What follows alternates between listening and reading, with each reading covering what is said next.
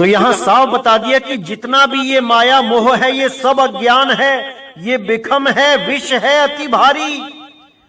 और पत्थर पाप बहु ला दिया कि उतरिए तारी। इतने पाप लद गए इस जीव के ऊपर कि कैसे भवसागर से पार होगा ये। पता नहीं कौन कौन से पुराने जन्मों के पाप लाद के बैठा है और इस जन्म में भी एक से एक पाप करने में लगा है। कैसे होगी मुक्ति? अन दिन भगत रतिया हर पारी उतारी। जो रोज यानी हर समय दिन रात जो उसकी भक्ति में रतिया रते हुए हैं, रमे हुए हैं, वही पार उतरेंगे, उनको हरि पार करेगा। गुरु शब्द मन निर्मला हौ में छाड़ विकारी। गुरु शब्द से ही मन निर्मल होगा। ये गुरु शब्द का मतलब ये नहीं कि कोई भी शब्द दे दिया गुरु ने। ये गुरु शब्द यानी शब्द गुरु। ये उस शब्द गुरु की तरफ इशारा है जिसके द्वारा ये मन निर्मल हो जाएगा, ये विकारों से दूर होना शुरू हो जाएगा। और एक समय ऐसा आएगा कि वो सूरत सदा शब्द गुरु में रहेगी और मन शिथिल पड़ा रहेगा। इसीलिए साहिब ने बोला, मन को मार गगन चढ़ जाई, मान सरोवर पैठ नहाई। तो कहते हैं हर हर नाम धियाइए, हर हर निस्तारी। यानी हरि का नाम ध्याओगे तो हरि निस्तार कर देंगे, इस भव सागर से पार कर देंगे।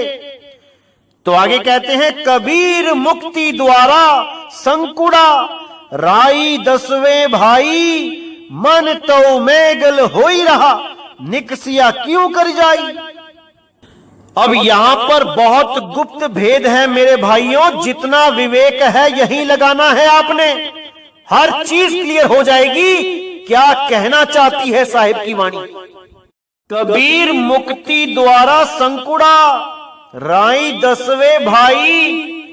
यानी जब हम इस शरीर को त्यागेंगे तब जो हमारा दरवाजा है इस देह को त्यागने का, जहां से हम निकलेंगे, क्योंकि त्यागना तो सबको पड़ेगा। कोई इस गलत फहमी में ना रहे कि अगर मैं शरीर के अंदर ध्यान लगा रहा हूं, चाहे वो कहीं लगा रहा हो, चाहे त्रिकुटी में लगा रहा हो, चाहे नाभि में लगा रहा हो, चाहे श्वासों में लगा रहा है, चाहे हृदय में ध्यान लगा रहा है, या वैसे ही सोच के बैठा है कि मैं एक आत्मा हूं, मैं एक आत्मा हूं। भले कुछ भी करे इस शरीर को छोड़ना ही पड़ेगा। चाहे कोई ये सोच के बैठा रहे कि मैं तो निशब्द साधना करता हूं, मेरी तो देह खत्म हो जाएगी, तत्व गिर जाएंगे, सूक्ष्म मन गिर जाएगा, स्थूल मन गिर जाएगा, सब कुछ गिर जाएगा। अरे भाई तब भी शरीर छोड़ना पड़ेगा। कहां जाओगे? या तो 9 द्वारों से निकलोगे, या 10वें द्वार से निकलोगे योगियों की तरह, या फिर एकादश खिड़की में स्थित हो जाओगे, यानी शब्द गुरु में सूरत को रमा लोगे। इसके अलावा और कोई रास्ता नहीं है, कोई रास्ता नहीं है। तो उसी के लिए साहिब बोल रहे हैं कबीर मुक्ति द्वारा संकुड़ा, राई दसवें भाई। यानी वो मुक्ति का दरवाजा बहुत सूक्ष्म है। राई का यानी एक राई जो दाना होता है राई का, उसका भी 10वां भाग इतना ज्यादा सूक्ष्म है। उसमें से सूरत को निकलना है, लेकिन सूरत इस मन का, इस तन का, इन 5 तत्वों का, माया का, 3 गुणों का, ये सबका साथ कर बैठी है। और इन सबके साथ उस दरवाजे से नहीं निकला जा सकता।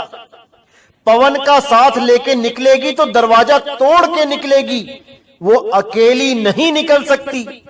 अकेली केवल तभी निकलेगी जब शब्द गुरु खींचेगा, और जब शब्द गुरु खींचेगा तो उसको कोई रोक नहीं सकता। इसीलिए बोला गया तोड़ी ना टूटे, छोड़ी ना छूटे, ऐसी मादो खींच तनी, मऊ लालन से प्रीत बनी। जब वो लालन खींचेगा तब सारे तत्व यहीं रह जाएंगे, ये वायु तत्व भी यहीं रह जाएगा। प्राणों से भी अलग आपकी एक हस्ती होगी और वो होगी शुद्ध स्वरूप सुरति। जब वो सुरत शुद्ध रूप में सब तत्वों को त्याग के अपने शब्द गुरु में रमण करेगी, तब ही उसकी मुक्ति होगी। अरे जाप मरे अजपा मरे अनहद हु मर जाए, सुरत समाए शब्द में वाको काल न खाए। वो सुरत को शब्द में लगा लेना है, उसके बाद ये काल ये जन्म मरण में नहीं डाल पाएगा। ये मन और माया की दुनिया को सदा के लिए छोड़ के चले जाओगे, मुक्त हो जाओगे। तो उसी दरवाजे का ज्ञान यहां पे दिया जा रहा है कबीर साहब के द्वारा कि कैसे होगी मुक्ति, कैसे मिलेगा मुक्ति का द्वार।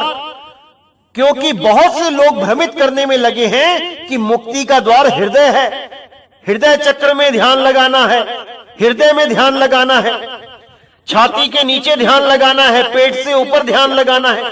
पता नहीं क्या क्या बताते हैं लोग, जबकि गुरु ग्रंथ साहब में स्पष्ट बता दिया गया है कि मुक्ति द्वारा संकुड़ा राई दसवें भाई, मन तो मैगल हो ही रहा निकसिया क्यों कर जाई।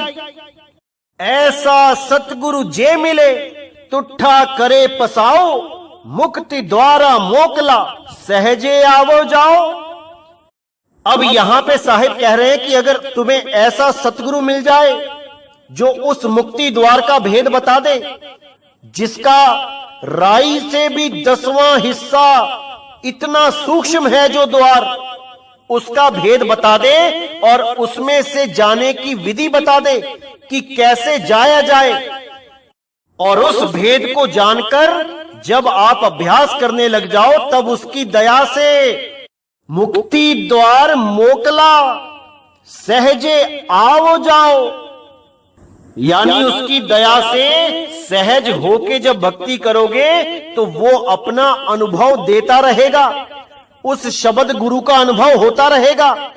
इस संसार में भी रहोगे और उसको भी अनुभव करते रहोगे। इसी को जीवित मृतक अवस्था बोला गया है। जीवित मरिए भव जल तरिए, यानी जीते जी उसको अनुभव करो, और जब अंत समय आए तो इस शरीर को कपड़ों की तरह उतार के सदा सदा के लिए उस शब्द गुरु में रम जाओ। यही मुक्ति है, इसके अलावा कोई मुक्ति नहीं है। इसको अच्छी तरह समझ जाओ मेरे भाई। यही बात नानक साहब भी कहते हैं, नानक मुक्ति द्वारा अति नीका नाना होई सुजाई, हऊ में मन स्थूल है क्यों करे विच दे जाई।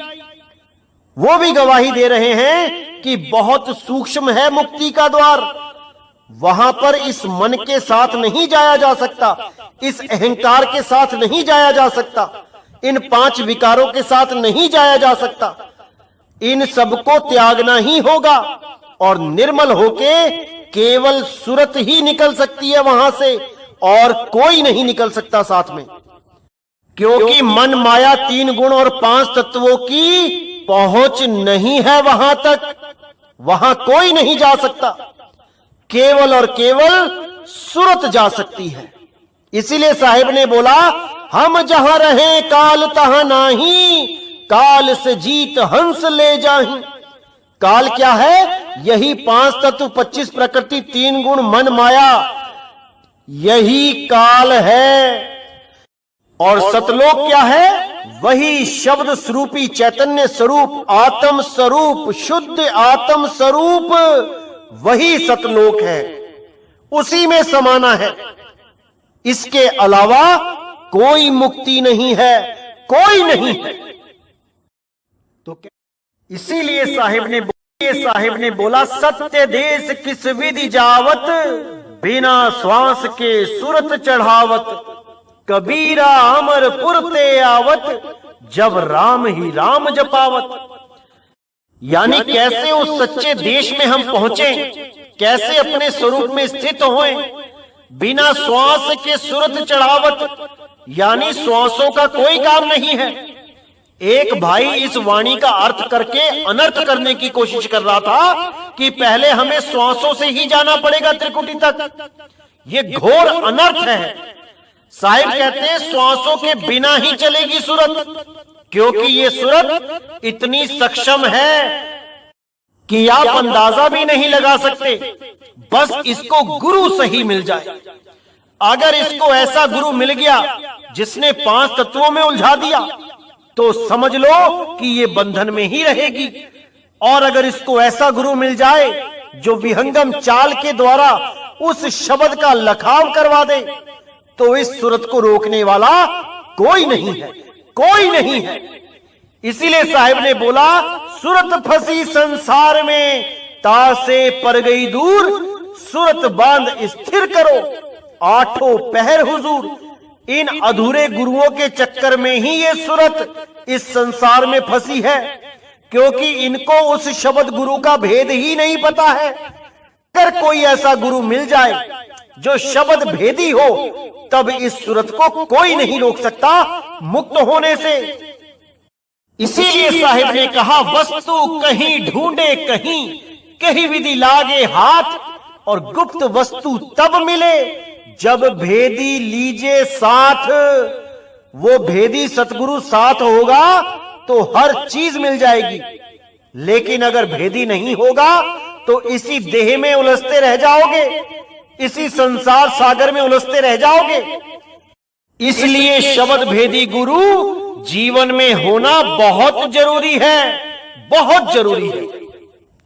तो कहते हैं, कबीरा अमरा पुरते आवत, जब राम ही राम जपावत।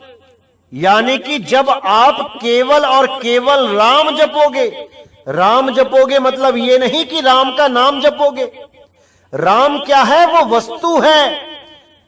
पायो जी मैं राम रतन धन पायो, वस्तु अमोलक दी मेरे सतगुरु, कृपा कर अपनायो।